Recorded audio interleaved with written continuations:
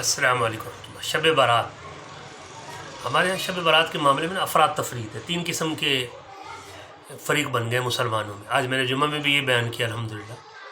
پہلے نمبر پہ کچھ لوگ ہیں جنہوں نے سرے سے شب برات کا انکار کر دیا، سرے سے انکار کر دیا، شب برات ہے ہی نہیں، کوئی فضیلت نہیں، کوئی عبادت نہیں، کوئی شب برات۔ حالانکہ احادیث میں کم و بیش 20 احادیث اور 10 صحابہ کرام سے روایات شب برات کی فضیلت، اس کی برکات اس پر موجود ہے۔ صحیح، ابن ماجہ کی ایک حدیث حضور اسلام نے فرمایا کہ تم شب برات میں رات کو قیام کرو اور اگلے دن اس کا روزہ رکھو۔ 20 کے قریب احادیث ہیں، آپ بتائیں آپ سب کا ایک ساتھ کیسے انکار کر دیں گے؟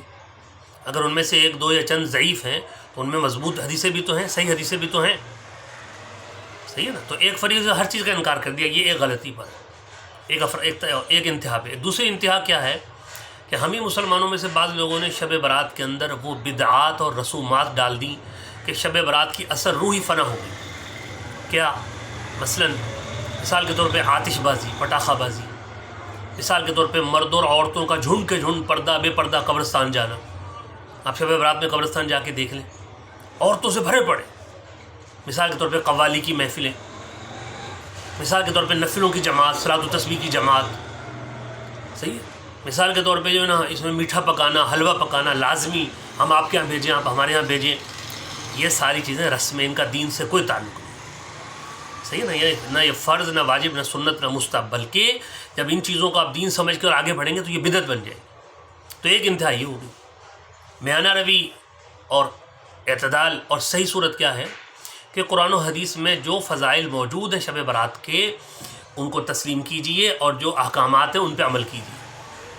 مثال کے طور پہ ترمذی شریف کی روایت ہے، ام المومنین حضرت اماں عائشہ صدیقہ رضی اللہ تعالیٰ عنہ فرماتی ہیں کہ شب برات والی جو یہ مبارک رات ہے، میں نے دیکھا کہ نبی اکرم صلی اللہ علیہ وسلم حجرہ میں آئے اور پھر باہر تشریف لے گئے۔ میں اٹھی، میں پیچھے گئی تو میں نے دیکھا، خلاصہ عرض کر رہا ہوں، مفہوم کہ آپ جنت البقیع قبرستان میں ہیں اور وہاں اپنی امت کی بخشش اور مغفرت کی دعا مانگ رہے ہیں۔ میں واپس آ گئی، نبی علیہ السلام بھی واپس تشریف لے آئے۔ مختصر یہ کہ آپ صلی اللہ علیہ وسلم نے فرمایا، عائشہ یہ وہ رات ہے جس رات میں اللہ تعالیٰ اپنے بندوں کی قبیلہ بنی کلب کی بکریوں کے جسم پر جتنے بال ہیں ان سے بھی زیادہ تعداد میں اللہ پاک اپنے بندوں کی بخشش فرماتا ہے۔ سبحان اللہ، ایک بکری کے جسم پر کروڑوں بال ہوتے ہیں، زیادہ لاکھوں کروڑوں بال۔ اور بنی کلب کی جب یہ حدیث فرمائی جا رہی ہے نا، آپ صلی اللہ علیہ وسلم فرمانے، اس وقت کا روایت میں ملتا ہے کہ ان کی 30,000 یا اس سے زیادہ بکریاں تھیں ان کی، تو ان پہ کتنے بال ہوں گے ان بکریوں پہ؟ اس سے زیادہ بخشش ہوتی ہے اس رات میں، بخشش اور مغفرت کا دریا بہتا ہے۔ اللہ پاک اپنی شان احسان آسمان اول پہ نزول فرماتے ہیں، پوچھتے ہیں کون ہے بخشش چاہنے والا، کون ہے مغفرت چاہنے والا، کون ہے اپنی حاجت مانگنے والا، میں ان کی بخشش کروں، ان کی تمنا پوری کروں، ان کی حاجت پوری کروں۔ صبح تک یہی آوازیں لگتی رہتی ہیں۔ اللہ تعالیٰ کی بخشش اور مغفرت اور کرم نوازی کے دریا بہتے ہیں۔ اس میں بھی فرمایا چند لوگ ہیں جو شب برات میں بھی نہیں بخشے جاتے ہیں۔ شرک کرنے والا، کینہ اور بغض رکھنے والا دل میں، رشتہ داری کو توڑنے والا، ماں باپ کا نافرمان، ٹخنے ننگے رکھنے ڈھکنے والا مرد، اور اسی طریقے پر شرابی، پکا زانی اور پکا شرابی، ان لوگوں کی شب برات جیسی مبارک رات میں جب بخشش اور مغفرت کے دریا بہہ رہے ہیں، ان کی بخشش نہیں ہوتی۔ تو بھائی ان گناہوں سے توبہ کریں۔ تو سوال یہ کہ پھر ہم اس رات میں کیا کریں؟ تو مرد اور خواتین میں سب سے عرض کر رہا ہوں، سب سے پہلا کام ہم نے یہ کرنا ہے کہ ہم نے اس رات میں اللہ سے توبہ کرنی ہے۔ 2 رکعت، 4 رکعت، 6 رکعت، 10 رکعت نماز نفل پڑھیں، پھر اس کے بعد کچھ قرآن کریم کی تلاوت کریں، کوئی کلمہ طیبہ، کوئی استغفار، کوئی درود شریف کی تسبیح پڑھیں۔ اللہ توفیق دے تو انفرادی، جماعت سے نہیں، انفرادی طور پہ صلاۃ و تسبیح پڑھیں۔ پھر اس کے بعد تسبیحات پڑھ کے اللہ تعالیٰ سے اپنے لیے سچی توبہ کریں، سچی توبہ کریں۔ توبہ طائب کو پتہ ہے کیا ملتا ہے؟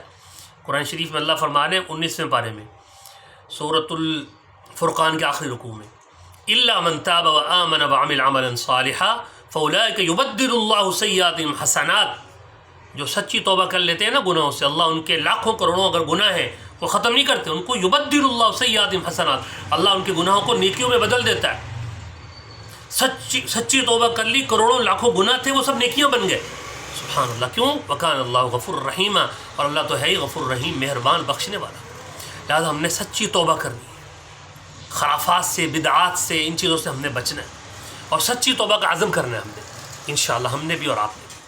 تو اللہ پاک ہمیں توفیق نصیب فرمائے، نہ تو ہم اس رات کا سرے سے انکار کریں، کچھ بھی نہیں، یہ غلط ہے، انتہا ہے، نہ ہی ہم اس میں رسم اور بدعات میں پڑ جائیں، یہ دوسری انتہا ہے، ٹھیک ہے۔ آپ اللہ سے مانگیں، توبہ کریں، استغفار کریں، اپنے لیے، اپنی اولاد کے لیے، اپنی فیملی کے لیے، حضور علیہ السلام کی پوری امت کے لیے دعائیں مانگیں۔ نبی علیہ السلام نے فرمایا کہ جب انسان دوسروں کے لیے دعا مانگتا ہے نا کہ اللہ میرے بھائی کی، میرے دوست کی، فلاں مومن کی بخشش کر دے، اس کی حاجت پوری کر دے، تو اللہ کے فرشتے دعا مانگتے ہیں، اللہ جو یہ دوسروں کے لیے دعا مانگ رہا ہے پہلے اس کی حاجتیں پوری فرما، پہلے اس کی بخشش فرما۔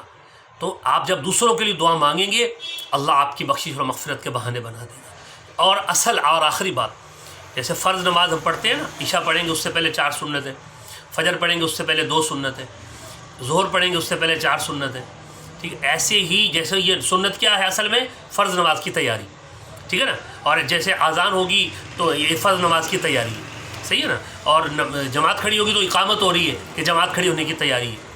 ایسے ہی شب برات اصل میں رمضان المبارک کی تیاری ہے کہ یہ قبولیت والی رات، قبولیت والی گھڑیاں اور یہ قبولیت والے لمحے اب رمضان المبارک کی شکل میں پورا مہینہ تمہیں ملنے والے ہیں، لہٰذا آج اس کی مشق کرو کہ ہم نے رمضان شریف میں اسی طرح سے اگلے دن روزہ رکھنا ہے اور رمضان شریف کے سارے روزے، اور اسی طریقے پر ہم نے راتوں کو جاگنا ہے، قرآن پڑھنا ہے، تلاوت، ذکر و اذکار، اور اللہ سے معافی مانگنی اور سب کو معاف کرنا ہے اور سب سے دل سے معافی مانگنی ہے۔ اللہ پاک مجھے اور آپ کو توفیق نصیب فرمائے۔ السلام علیکم۔